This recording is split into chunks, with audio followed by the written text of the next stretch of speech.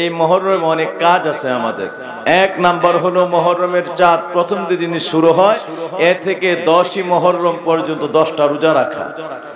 এটার মধ্যে এমন ফজিলত সাহাবীরা বলছিলেন যে আমরা নবী পাকের এই মুহররমের আশুরার রোজা যেভাবে নবীর জমানে শুনছি, আমাদের মনে হয়েছিল পৃথিবীর জমিনে কোন রোজার ফজিলত আল্লাহ এত করে কোন রোজার মধ্যে রাখেন নাই। মুহররমের আশুরার 10টা রোজাতে আল্লাহ যত ফজিলত রাখছে। বাবাজিরা আমার, আবার সামনে যারা 10টা রোজা রাখতে পারি না, আমাদের জন্য আবার করণীয় কাজ আছে। সেটা হলো মুহররমের 9 তারিখ 10 তারিখ অথবা 10 তারিখ 11 তারিখ আমাদের জন্য 2টি রোজা আছে। আমার নবীর কাছে একদল ইহুদিরা দেখা করতে আসলো। আল্লাহর নবী তাদেরকে আপ্যায়নের জন্য সাহাবীদেরকে বললেন। সাহাবীরা আপ্যায়ন করার জন্য কিছু তাবারুক রেডি করলে তারা বলল কুন্না সাইমান, আমরা তো রোজাদার। আমার নবী বললেন লিমাযা সুমতুম, কেন তোমরা রোজা রেখেছো? তারা উত্তর করলো, আপনি জানেন না ইয়া রাসূলুল্লাহ, আপনি তো জানেন আজকের এমন একটা দিন, এই দিন যে গাররাকা মুসা আনজা মুসা আলাইহিস সালাম গাররাকা ফিরাউন। এই দিনে হযরত মুসা আলাইহিস সালাম ফানফাজারাত মিন হুসনাতা আশারাতা আইনা, আল্লাহ উনার লাঠির আঘাতে মুজিজার প্রভাবে আল্লাহর কুদরতে নীল নদীর উপরে 12টা রাস্তা তৈরি করে দিলেন। উনি ওনার উম্মত সদল বলে আল্লাহর পরম নাজাত সালামতির সঙ্গে অপর পারে পৌঁছে যান। আর ফেরাউন তাকে ধরার জন্য পাকড়াওয়ের জন্য ধাওয়া করলো, ওই রাস্তায় উঠে পড়লে দুই দিক থেকে মধ্য রাস্তার মধ্যে পৌঁছার পরে এমন ভাবে ফিনকি মেরে ঢেউ আসরে পড়লো, গোটা ফেরাউন তার দলবল সহ এই নীল নদের বুকে নিমজ্জিত হয়ে যায়। এই দিনটা ছিল সেই দিন যেই দিনে মুসা আলাইহিস সালাম উম্মত সহ মুক্তি পেয়ে যায় আর ফেরাউন তার দলবল সহ নিমজ্জিত হয়ে যায়। এই জন্য খুশিতে আত্মহারা হয়ে আমাদের নবীর জন্য মুসার জন্য আমরা একটা রোজা রাখি, শুকরিয়া করে আমরা একটা রোজা রাখি।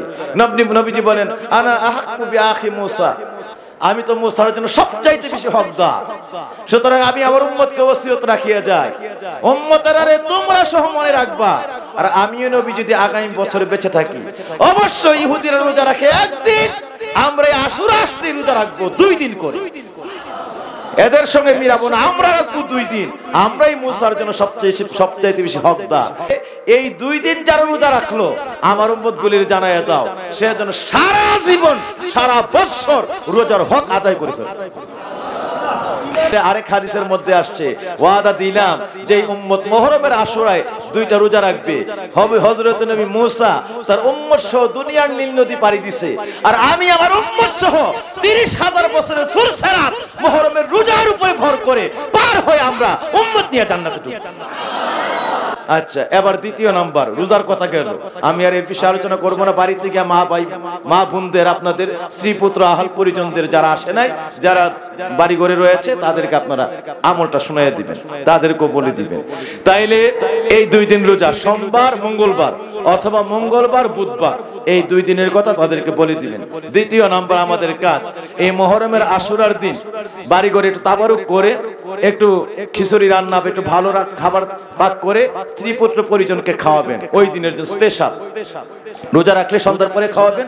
নবীজি বলেন যারা এই মুহররমের আশুরার দিন যারা একটু ভালো খাবার পরিবারের জন্য পাক করে, মানে যতটুকু সাধ্য আছে হালাল খাদ্যের মধ্যে, তাদেরকে ওই দিন শুধু আল্লাহ রাব্বুল আলামিনের লিল্লাহিয়া, আল্লাহর মহব্বতে, ইমাম হাসান হুসাইন রাদিয়াল্লাহু তাআলার মহব্বতে তাবারুক স্বরূপ ওই দিন ভালো খাবার কোন পরিবার পরিজন খাওয়াবে, আল্লাহ একটা বছরের জন্য সর্বোত্তম রিজিক ওই পরিবারের জন্য বাজেট করে দিবে।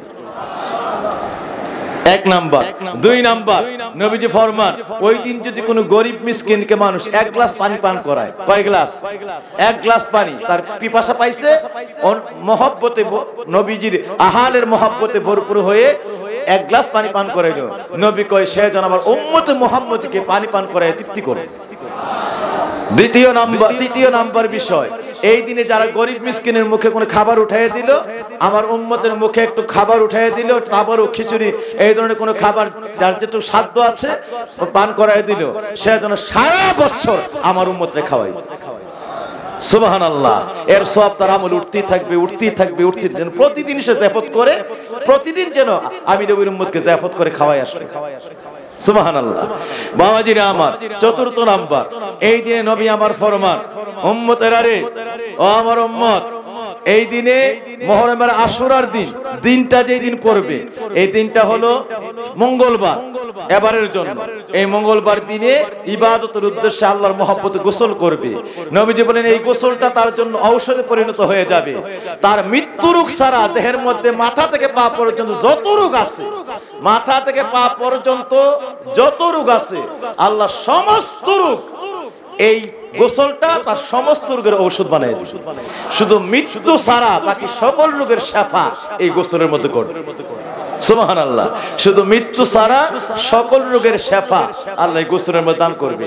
ছেলে অসুস্থ, মেয়ে অসুস্থ, আপনজন অসুস্থ, তাড়াতাড়ি আজকে গিয়ে বাড়িতে আলোচনা করবেন। সব ছাড়লো, এবার মুহররমের গোসল ছাড়া যাবে, ঠিক না বে ঠিক? মুহররমের গোসল নবীজি বলেছেন আশুরার দিনে যারা গোসল করবে, এই আশুরার দিনে এই গোসলের এত বড় ফজিলত, আমার নবী ফরমান উম্মতেরা রে, শুধু মৃত্যু রোগ ছাড়া সর্বরোগের জন্য গোসলটাকে আল্লাহ মাথা থেকে পা পর্যন্ত সর্বদেহের ঔষধ বানিয়ে দিবে। সুবহানাল্লাহ। সুতরাং এই দিনে আমরা গোসল করব, করতে চাই কি চাই না? সবাই বলেন চাই কি চাই না? এই দিনে গোসল করবেন, পরিবার পরিজন কলিকে কথাগুলি জানাবেন। সুতরাং এরপরে আমাদের বিষয় হলো, আমার নবীজি বলেন সে যেন 2 রাকাত করে 4 রাকাত, এই নিয়ম 2 রাকাত নামাজ পড়ে। আর আরেকটা নিয়ম হলো এক নিয়তে 4 রাকাত নামাজ। এক নিয়ত নাওয়াইতু আন উসাল্লিয়া লিল্লাহি তাআলা 4 রাকাতি সালাতিল আশুরা মুতাওয়াজ্জিহান ইলা জিহাতিল কাবাতিশ শরীফাতি আল্লাহু আকবার। এক নিয়তে 4 রাকাত নামাজ, মাঝখানে 2 রাকাতের মধ্যে বৈঠক হবে। এরপর যেভাবে ফরজ নামাজ 4 রাকাত পড়েন, যেভাবে সুন্নত নামাজ 4 রাকাত পড়েন, মাঝখানে বৈঠক করে আবার দাঁড়ান 2 রাকাত পরে, এরপর আখিরি বৈঠক করে সালাম ফিরান। এইভাবে কয় রাকাত নামাজ না? প্রথম হলো 4 রাকাত, পরে 2 রাকাত করে 4 রাকাত। তো এই প্রথম 4 রাকাতের মধ্যে নবীজি ফরমান আলহামদুলিল্লাহ সূরার পরে প্রতি রাকাতে সে সূরা ইখলাস, কুল হুয়াল্লাহু আহাদ সূরা 50 বার করে পড়বে। কয়বার? 50 বার করে। গনিয়াতুত তালিবিনে হুজুর আব্দুল কাদের জিলানী লিখতেছেন, হাদিস কোট করেছেন। গনিয়াতুত তালিবিন আশুরার ফজিলত নামক অধ্যায় হুজুর আব্দুল কাদের জিলানী নিজে লিখতেছেন যে এই 2 প্রথম এক নিয়তে 4 রাকাত নামাজ, প্রতি রাকাতে সূরা ফাতিহার পর সূরা ইখলাস 50 বার। এরপরে সে নামাজ শেষ করে আবার দাঁড়িয়ে যাবে, দাঁড়িয়ে 2 রাকাত করে, তখন এক নিয়তে 4 রাকাত নয়, 2 নিয়তে 4 রাকাত। নাওয়াইতুন উসাল্লিয়া লিল্লাহি তাআলা রাকাতাই সালাতিল আশুরা মুতাওয়াজ্জিহান ইলা জিহাতিল কাবাতিশ শরীফাতি আল্লাহু আকবার। এক নিয়তে 2 রাকাত, এই 2 রাকাত করে 4 রাকাত। প্রথম এক নিয়তে 4 রাকাত, আর পরে হলো 2 রাকাত করে 4 রাকাত। এই পরের 4 রাকাতের নিয়ম হলো প্রতি রাকাতে আলহামদুলিল্লাহ সূরার পরে সূরা জিলজালা, ইজা জুলজিলাতিল আরদু জিলজালাহা, এই সূরা প্রথম থেকে শেষ পর্যন্ত একবার, সূরা কাফিরুন, কুল ইয়া আইয়ুহাল কাফিরুন, এই সূরা একবার। এরপরে কুল হুয়াল্লাহু আহাদ সূরা একবার, সূরা জিলজালা একবার, সূরা কাফিরুন একবার, সূরা ইখলাস একবার। অনেকেই হয়তো মনে মনে বলতেছেন হুজুর এটা নিয়মটা কঠিন হয়ে গেল, আমি তো সূরা জিলজালা পারি না। তো সূরা জিলজালা যারা না পারেন, সূরা কাফিরুন পড়েন, কুল হুয়াল্লাহু সূরা 3 বার পড়েন। এরপর আবার সূরা কাফিরুন যারা পারেন না, সূরা ইখলাসে 3 বার করে পড়েন। এটা নিয়মে নাই, তার তথাপিও প্রত্যেকটা জিনিসের সলিউশন আছে। আমি তো সলিউশন বলে দিলাম, আল্লাহর নবী কবুল করুক বাবাজি না। তাই না পারা সত্ত্বে যদি এর আগে শিখতে পারেন তো অবশ্যই অনেক ভালো, না পারলে তাইলে অন্তত প্রতি রাকাতে সূরা জিলজালা একবার, সূরা কাফিরুন একবার, সূরা ইখলাস একবার করে এই 3টা সূরা পড়বেন। না পারলে সূরা ইখলাস 3 বার পড়বেন। এই 3 বার করে প্রতি রাকাতে সূরা ফাতিহার পরে 3 বার করে সূরা ইখলাস পড়ে 4 রাকাত নামাজ 2 রাকাত করে শেষ করবেন। শেষ করে বসে পড়বেন। বসে আপনি কয়েকবার সূরা ফাতিহা, কয়েকবার সূরা ইখলাস, কয়েকবার ইস্তিগফার শরীফ পড়বেন। এর মধ্যে 70 বার, সর্বনিম্ন 70 বার, 100 বার পারলে অবশ্যই ভালো আল্লাহর নবীর উপর দরুদ পড়বেন।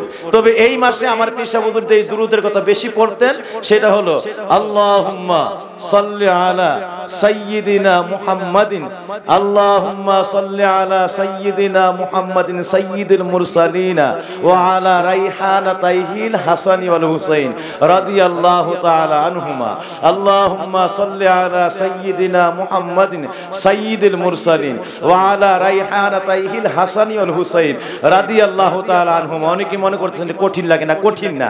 আল্লাহুম্মা সাল্লি আলা সাইয়্যিদিনা মুহাম্মাদিন সাইয়্যিদিল মুরসালিন পারেন না কাটা, সারা জীবন যেটা পড়ে নই। এর লাগে যুগ হবে ওয়া আলা রাইহানাতাইহিল, দুইটা শব্দ রাইহানাতাইহিল আর হাসান হুসাইন নাম তো জানেন নই। তো এই ওয়া আলা রাইহানাতাইহিল হাসান ওয়াল হুসাইন রাদিয়াল্লাহু তাআলা আনহুমা, ওয়া আলা রাইহানাতাইহিল হাসান ওয়াল হুসাইন রাদিয়াল্লাহু তাআলা আনহুমা, ওয়া আলা রাইহানাতাইহিল হাসান ওয়াল হুসাইন রাদিয়াল্লাহু তাআলা আনহুমা। সহজ হয়ে গেল না? আল্লাহুম্মা সাল্লি আলা সাইয়্যিদিনা মুহাম্মাদিন সাইয়্যিদিল মুরসালিন ওয়া আলা রাইহানাতাইহিল হাসান ওয়াল হুসাইন রাদিয়াল্লাহু তাআলা আনহুমা। এই দুরূদ 70 বার। কয়বার? 100 বার পারলে অবশ্যই ভালো। নবী বলেন এই আমলটা করে হাত বিছাইবে, আল্লাহর কাছে দোয়া করতে থাকবে। বান্দা যত দোয়া করবে এই দিন আল্লাহ দোয়া কবুলের দরজাগুলি খুলে ফেলবে। দ্বিতীয় নাম্বার নবী আমার ফরমান, দোয়া থেকে যখন হাতটা মুছা দেয়, তওবা করে আল্লাহর কাছে কান্নাকাটি করে গুনাহ থেকে মাগফিরাত ভিক্ষা চায়, আল্লাহর কাছে ক্ষমা চায়। হাতটা দোয়া শেষ করে দুই গালের মধ্যে মোছা দেয়, ঠোঁটের মধ্যে এই মুহাম্মদুর রাসূলুল্লাহর আশীর্বাদ বাণী চুম্বন করে লাগায়।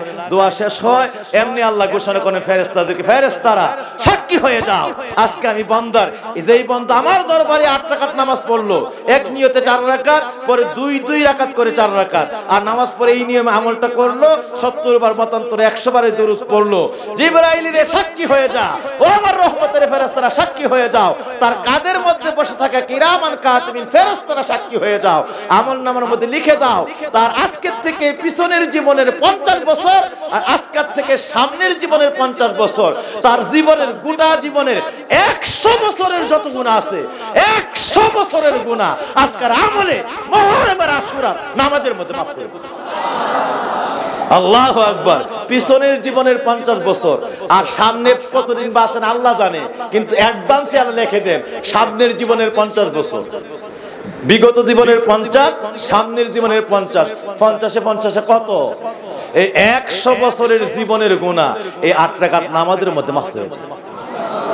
এরপরে আল্লাহ কই ফেরেশতারা, ও কিরামান কাতিবিনেরা আমলনামায় উঠায় দাও, আমি আল্লাহর জন্য ফেরেশতাদের নূরের এলাকার মধ্যে যেখানে শুধু ফেরেশতা থাকে, নূর আর নূর, ওইখানে আমি নূর দিয়া ওই বান্দার জন্য নূরের 50টা প্রাসাদ, 50টা জান্নাতের মহল ফেরেশতার নূরের এলাকার মধ্যে বানায় দিই। 50টা নূরের প্রাসাদ, নূরের মহল আল্লাহ ফেরেশতাদের নূরের এলাকার মধ্যে আল্লাহ তার জন্য আগে থেকে বানায় ফেলবে। সুবহানাল্লাহ। যার জন্য মহল বানাইবে সে আর জাহান্নামে যাওয়ার সুযোগ আছে? বোঝা গেল আল্লাহ যেহেতু জান্নাতের প্রাসাদ বানায় ফেলছেন, এই আমলটাই না তারে ওই জান্নাতে প্রাসাদে নিয়ে যাবে। সুবহানাল্লাহ। আমরা মুহররমের আশুরার আমল চাই কি চাই না? আরো জোরে বলে চাই কি চাই না?